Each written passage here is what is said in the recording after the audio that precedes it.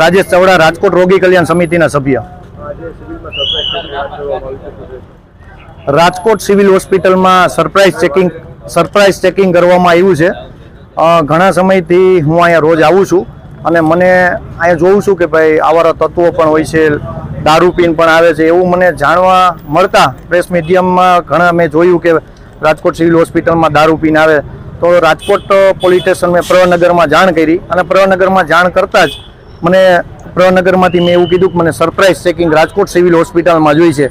કે અહીંયા આવારા તત્વો બેઠા હોય, ગાંજા પીને બેઠા હોય, દારૂ પીને બેઠા હોય અને જે દર્દીના સગા નથી એવા ઘણા લોકો પણ અહીંયા બેસે છે, તો એને પણ પોલીસ અત્યારે બહાર કાઢવામાં આવેલ છે।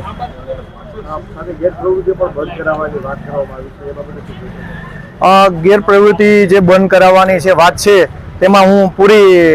મદદ કરીશ એમાંથી કે આ બંધ થઈ જાય એવું।